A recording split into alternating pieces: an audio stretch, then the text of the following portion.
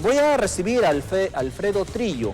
Él es coordinador ejecutivo de inteligencia financiera de la SBS. Buenas noches, señor Alfredo Trillo, bienvenido.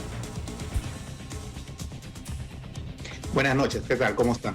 Un gusto tenerlo con nosotros. Señor Alfredo Trillo, cuénteme, por favor, cuando se habla de lavado de activos, ya lo estamos, como yo digo, lo estamos escuchando esta palabra ya mucho más seguido y casi ya a diario, podemos decirlo, es algo cotidiano. Pero quisiéramos ya tenerlo como usted como especialista para que le explique a todos los clientes qué exactamente es el lavado de activos y cómo se evidencia entre nuestra sociedad. Bueno, a ver, primero hay que poner como el tema en contexto, ¿no?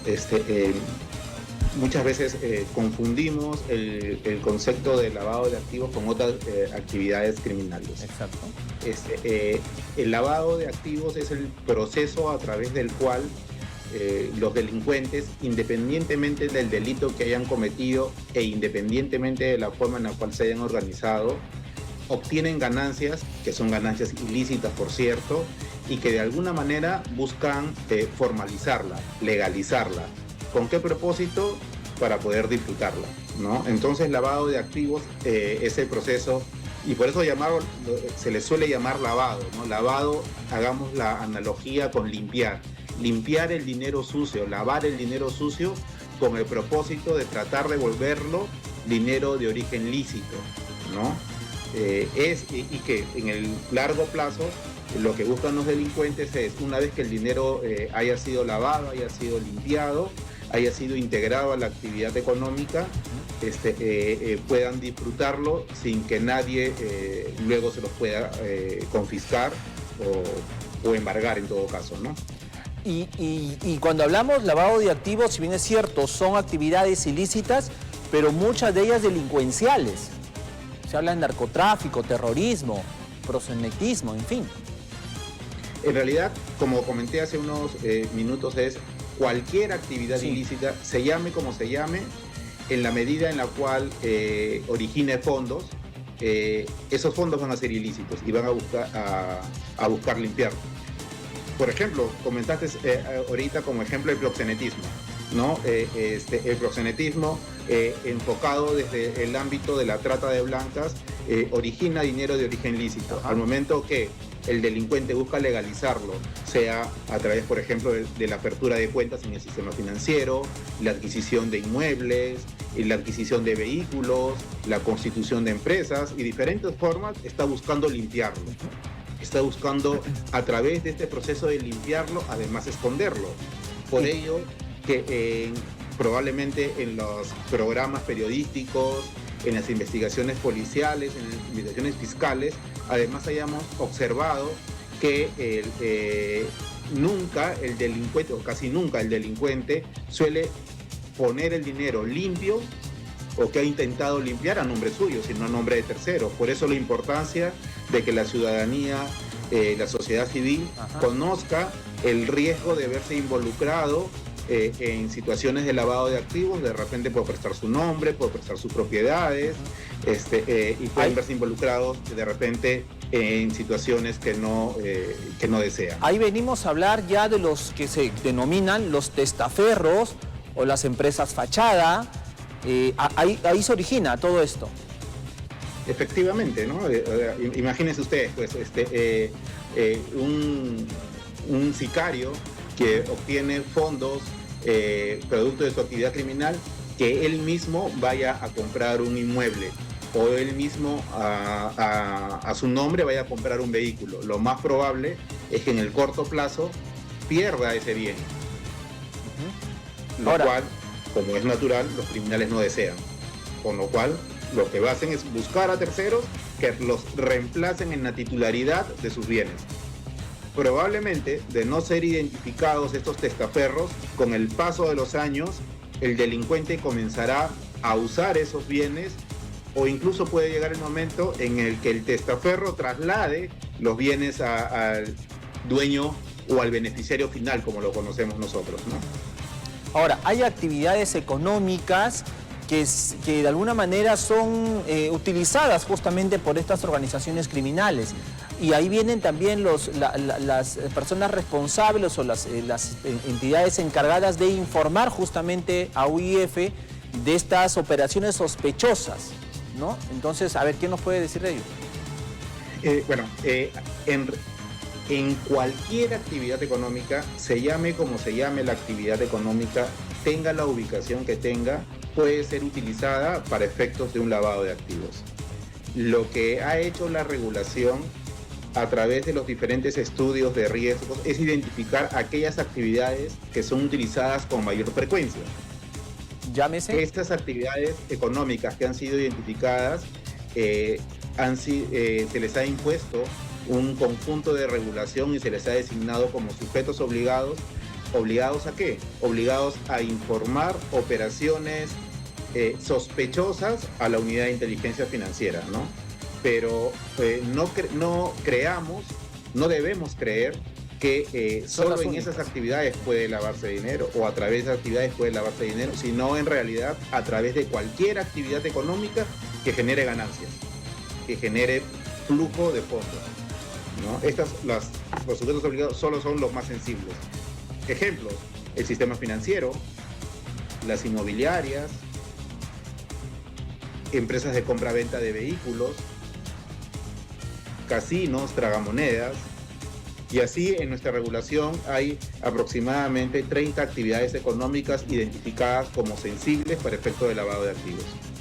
Señor Alfredo Trujillo, pero también hay que aprovechar la entrevista para informarle a la ciudadanía lo siguiente, que no puede verse sorprendido con estas actividades. A veces unas personas se acostumbran a prestar sus nombres y apellidos, sus DNIs, a que les abran cuentas bancarias por favores, ¿no? que les piden, en fin, o sea, hay formas de cómo estas personas que tal vez no tengan nada que ver en el asunto se ven involucradas, finalmente denunciadas y sentenciadas, si es que se llega a descubrir ello, y todo por un desconocimiento tal vez de todo ello. Sí, efectivamente, y hay casos en la literatura sobre lavado de activos muy, digamos, muy acuiciosa con relación a eso, ¿no?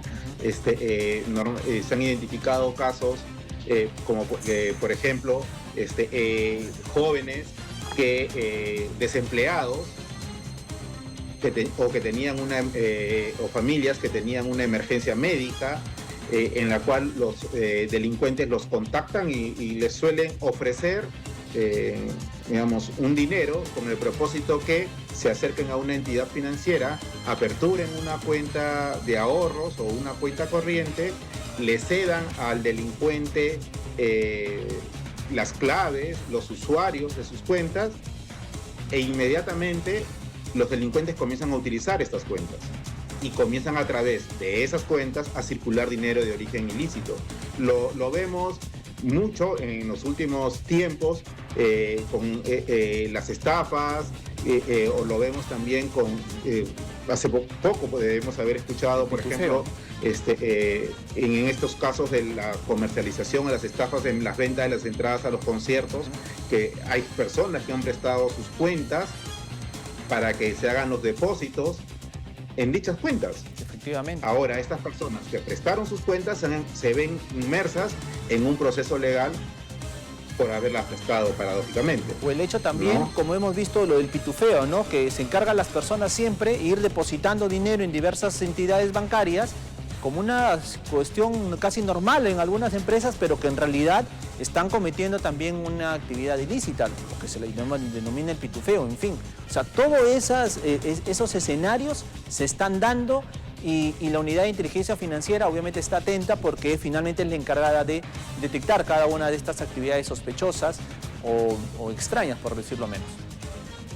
Sí, de hecho, la Superintendencia de Bancos, Seguros y AFPs, la SBS, a través de la Unidad de Inteligencia Financiera, publica una serie de documentos, entre los cuales nosotros tenemos el documento de tipologías, en el cual describimos diferentes formas que utilizan los delincuentes para poder tratar de viabilizar el lavado de activos.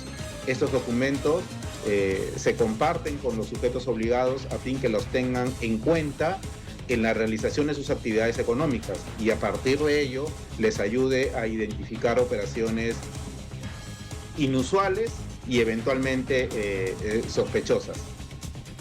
Finalmente, la Superintendencia de Banca y Seguros está ya en las actividades por la semana justamente de prevención de lavado de activos y justamente viene también realizando estas charlas, estos talleres, estas reuniones. Efectivamente, por iniciativa de la UNOIC, todos los 29 de octubre se celebra el Día de la Prevención del Lavado de Activos. Y desde hace 2 años en el Perú hemos tenido la iniciativa no solamente de realizar actividades el día 29 de octubre, sino aprovechar toda la semana previa al 29 de octubre para desarrollar una serie de actividades. Este año estamos en pleno proceso de desarrollo de casi 15 webinars que se están dando desde el día lunes. El día de mañana tenemos 3 actividades, el día viernes otras 2, que son webinars gratuitos que los pueden encontrar en la página web de la Superintendencia de Banca y el registro es gratuito. Hay eventos que se dirigen específicamente para ciudadanía, para la sociedad civil, otros eventos que se dirigen para los oficiales de cumplimiento de los sujetos obligados y también para los diferentes actores del sistema antilavado, llámese Policía Nacional, Ministerio Público, Poder Judicial, entre otros. Tenemos una actividad bastante intensa durante esta semana. Los invitamos a visitar nuestra página web, que se registren, que sigan el Twitter de la SBS, en la cual estamos publicando constantemente información relacionada con esto. Y además, a partir de la próxima semana podrán encontrar en la página web de la Superintendencia un resumen de las actividades que hemos desarrollado. Perfecto, señor Alfredo Trillo, le agradezco muchísimo por estar esta noche con nosotros y hay que entender quienes se dedican justamente a toda esta actividad ilícita y que lavan el dinero, lavan estos activos conseguidos de manera ilegal, le hacen un grave daño a nuestro país, nos generan mucho más pobreza, nos generan delincuencia y esto obviamente cualquier ciudadano lo puede denunciar, incluso manteniendo el anonimato. De esta manera tal vez será su aporte para mejorar este país. Señor Alfredo Trillo, muchísimas gracias. Solamente quisiera agregar respecto de esto último que has comentado, mencionarles que en la página web de la SBS tenemos un buzón de denuncias anónimos, se llama Informa UIF, en el cual pueden ingresar y dejar sus denuncias en forma anónima, que estas denuncias se incorporan a la base de datos de la Unidad de Inteligencia Financiera y hemos tenido buenos resultados a partir de denuncias de la ciudadanía. Muchas gracias, buenas noches. Muchísimas gracias. Alfredo Trillo estuvo con nosotros, coordinador ejecutivo de Inteligencia Financiera de la Superintendencia de Banca y Seguros. Bien, nos vamos a una pausa comercial y regresamos.